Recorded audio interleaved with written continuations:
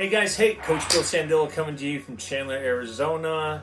Got a special guest in the house. Usually Saturdays are reserved for video analysis. I did a few things this morning, but my good friend Darrell Everhart from Nebraska showed up last night, and we went out, had some laughs, and now he's here today.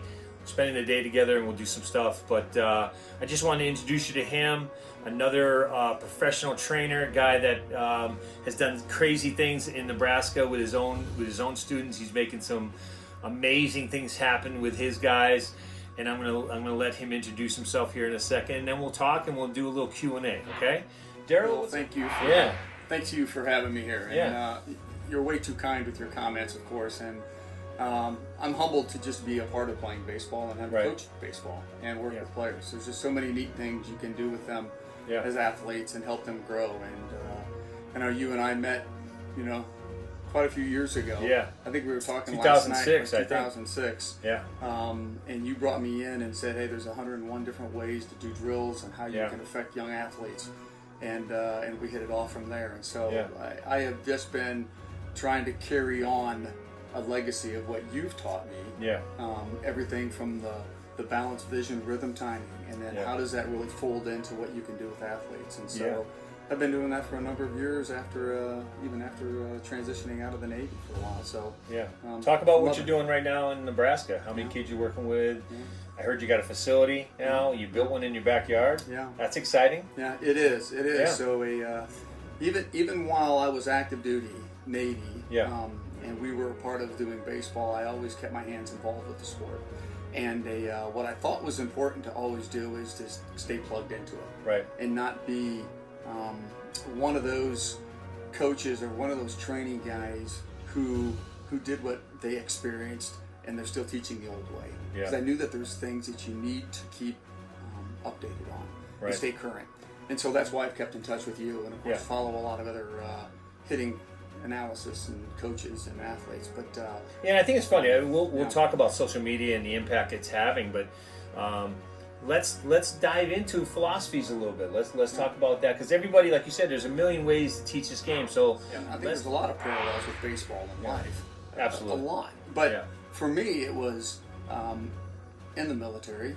I found and sought out mentors, people who, and my description of a mentor is not somebody who tells you what you want to hear, but what you need to hear. Right. And that's why I latched on to you. Yeah. Because we've had some very candid conversations about hitting and baseball and philosophies in life. Right. And so that's what I've done with baseball.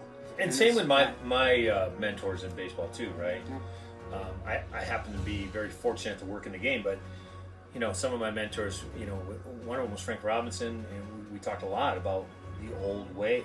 Right, and some of it's just not relevant today, and it's okay. Mm-hmm. It's okay.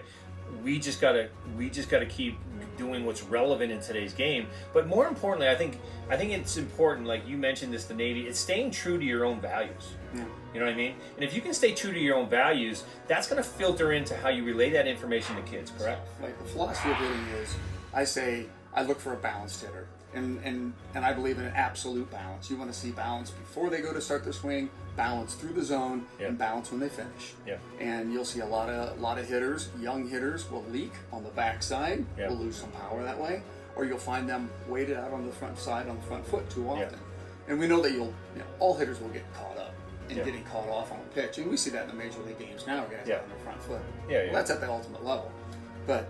So I look at the balance of an athlete in their swing, right? And I look at how they can do, and we've talked about this, is barrel turn. Yeah. I really believe in the barrel. That is not how I was raised. Right. Hitting. Right. Ours was get your hands to the ball and get to the V, but not a power V.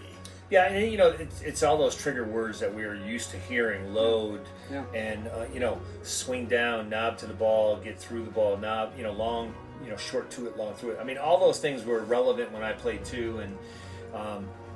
I always say it's because you know what you don't know. And unfortunately, video analysis wasn't around when I played in the 80s and early 90s. And now that video analysis has gotten a lot better, and of course analytics has gotten a lot better, now what you don't know, you actually know. And now these things about what we thought we knew just aren't the case, right? And hitting Twitter, like I said, goes crazy with this stuff. But what's relevant, what's not relevant? Do I swing down? my philosophy is I'm going to go with what I see and what I believe. Video doesn't lie to me. Okay, my eyes don't lie what I see. And all these players that say, even at the big league level, right? You get these big leaguers that say, well, I did this and that's why I was successful. Well, that's great. That's for you. That's why hitters are different. That's why, Altuve can move his back foot as much as he does and be a front foot hitter and be successful, right? I think there's levels, even at the big league level, of being professional and successful professionals, right? Aaron Judge, arguably one of the best hitters in the game, going to get paid a lot of money, right, as a free agent. He's what I call a high echelon guy, right?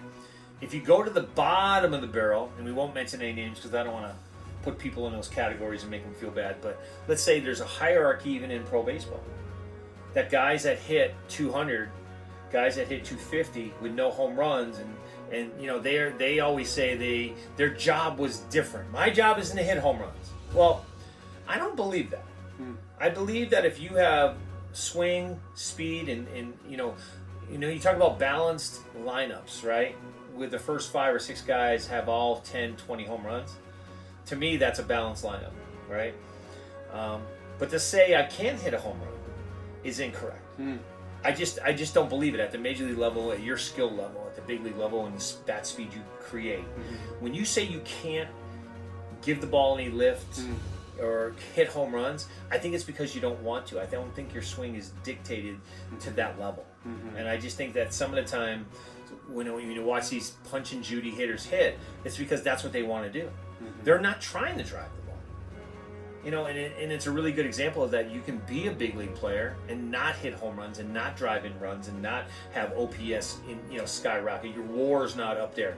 One of those new metrics for you metrics guys, but this is not what we're looking for, right? So you might have a decent career of 6 to 9 years, hitting between 260 and 290 and with 0 home runs, right? And you're a big league guy, but you're not talked about in anybody's hitting circles. You know what I mean? Because when you talk about hitting, we always talk about the big names, right? So when you talk hitting, what comes to mind? I can tell you, I'll start it off and I'll tell you, Ted Williams, Hank Aaron. I know Matt Stairs, and Matt Stairs is what we call a professional hitter. This guy could come off the bench and hit, but he also hit home runs. You're talking about guys that hit 20 home runs a year. I mean, once you hit it, I think when you hit a platform, at the top level, once you go over that, I think you're in a different level. Right. So and I agree with what you're saying in that, but the thing that I really probably didn't relay enough, though, is although I was talking about the balance and the balanced athlete and stuff, is although I'll talk to the athletes that I train with, the baseball players who are hitters, right, and we work on all that, and I talk to them not so much about how to get to the major leagues, and we'll take a look at what major leaguers do, but the thing that I want them to really understand is, and this is what my business is called, it's empowered baseball. Right. And I believe in the empowered piece of it, and it's hyphenated in ways that power is in the word, but empowered is what I want. Right.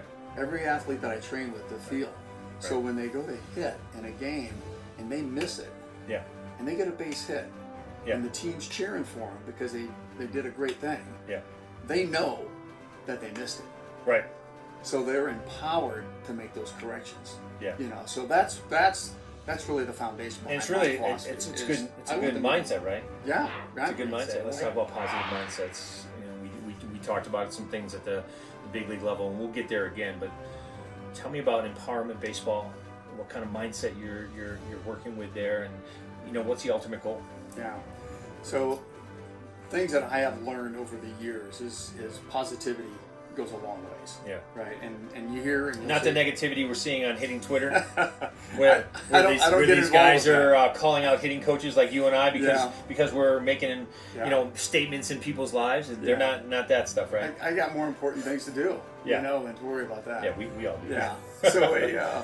So the always being positive and having a great attitude. And the funny thing is as you listen to other really successful athletes, and I saw a piece that Trout was doing the other day. And he was talking about the grind and working hard, but he said what you really can't substitute is you have to have a positive attitude. Yeah. And he says hitting is probably the absolute one thing he works the hardest on. Yeah. And if you look at the law of averages, it's what you fail the most at. Absolutely. From batting average, if you will, looking at that. And so from Empowered Baseball Academy, I want every athlete that I train in to believe in themselves. Yeah. There's got to be a positive feel to what they're doing. Correct. Because not every athlete's going to make it to the highest level of Major League Baseball. And if we but the funny thing about that, yeah. I have such a different stance on it. It's not really the highest level of professional baseball. It's the highest level of life, right? Yeah. I don't think most people that we train are going to go on to play pro baseball. Well, I would agree. And I think there's some characteristic things going on in that player that we can't quantify. I think they're going to make it whether we're in their life or not, right? Yeah. We're giving them some foundations, some tools that are going to propel them. But I think they were destined to be that guy, right? I really believe that in my heart. But I think when I think of guys going on to the next level, and I talk about this with my own guys, is the next level doesn't have to be Major League Baseball. It has to be the next phase of your life. Sure. Right? Yeah. Because then, when you're in high school, all of a sudden different aspects come into play. All of a sudden you're interested in girls. All of a sudden you want to go hang out with your friends. All of a sudden you want to... But then we talk about work ethic. Okay, but if you want something, you hear all your dads say this, and I do this. If you really want it, you got to work at it. Yeah. And you have to dedicate time. Right? And there's no substitute for dedicating time to your craft. Right. And I think you'll see that. A lot of kids fall off in high school because of their interests, right? But when you dedicate time to your craft, that guy's on the right path. We do talk about life. Right. Because there is an amazing amount of parallels behind, just like you said, hard work and perseverance. Yeah, and to your point, you built a facility in your backyard. Yeah. I don't think people understand how dedicated you are to the empowerment of people when you can build a 37 to 4,000 square foot structure dedicated to not only family but to the education and the tools you have in there to education and getting somebody better. That's what I call empowerment. That's what I call about these mentors like you, taking care of people. It's not, you didn't have to do that. Right. You would have been very happy, retired military. Give me your rank again. I retired as a captain, Navy captain. 1-star captain. Can I give you a bird. star? Just a full bird. I want to make him a general, but he won't let me. But and it's so funny. I think you've gotten higher than most. Yeah. That's the key. That's it. As high as you've gotten, right? You've chosen a field where you're trying to empower others. And you chose baseball. Yeah. Because we love baseball, right? There's a picture over my shoulder, over here with you in it. It's right here. The Navy picture we're both in, right? There's a commendation I got from the Navy guy that said, basically, your outstanding, performance earned that, right? But I think it's made up of a lot of people. And that's when we go back to talking about good people in your lives, right? It's experiences like that. It's people that honor you that way, right? And again, I always say, I'm honored by people. I didn't reach out for that. And you as a coach, right? And I say this about my students, right? I don't tell people the successes of my students. I don't tell people it's because of me. They honor us by doing things for us, right? And I think that's the big misnomer is that we sometimes get yelled at for taking credit for successes, and then of course when you don't make it, they always talk about, well, you didn't talk about the guys that didn't make it. Well, I can tell you right now, I can talk about everybody in the 11,000 people I've ever trained. That 1% of those people went on to play pro ball, right? But what the great thing is? They're all succeeding in life right now. And the majority of people that got $7 million to go to school, they have a free education. So how well are their parents doing right now with their retirement? Now they can do things like maybe build a facility, maybe have a beach house. But I think, overall, what we do is unappreciated. I think we're in the trenches. I talk about that word all the time. We're in the trenches. We're just trying to be better people and honing our craft. That's all we're doing, right? And at the end of the day, years will go by, and we'll find ourselves 30 years down the road going, who did we impact? And I think that's part of what life is, right? Yeah. We're not online having these Twitter wars with people that play the game because they want to be so relevant, and they're not relevant anymore. So that was their personality, right? I was a big league player, and I'm just not relevant anymore. So what am I going to do? Well, I think what you should do is take a look in the mirror. I always say the best tool is a thumb in a mirror, right? I really do. That if you're not pointing at yourself, right, and trying to help yourself understand what's going on, then what good is it, right? When you keep lashing out at people, it's just not a good thing for us. And we're just going to keep empowering people. Yeah. Yep. We're going to keep doing what we do. Yeah. And I mean, I think that's just the best message I could do. But thanks for coming down and spending time in the lab. Yeah. Making that trek. I know you're out here to play some baseball though, right? Yeah, I still try to stay engaged in it. I think that keeps me relevant in the game. Yeah. Because it's neat to be able to have conversations with the athletes you train. And how old are you now? I'm 57. No, Wow. every bit of it. I know every yeah. You look good for 57. I'm fighting the war here Yeah. as long as I can. But it's neat to be able to have conversations with the athletes you train with. Yeah. And you talk about situational hitting and things, and it's still current. It's like, I still kind of play the game. I play it for joy of the game, and it helps me keep in shape. Yeah. Well, so good. I'm grateful in a lot of ways, and I've had a lot of amazing mentors along the way. So that's how it really works, and just being humble about it. Well, listen, keep doing what you're doing. Have fun. Try not to get hurt. No. Right? The Bengay crew, right?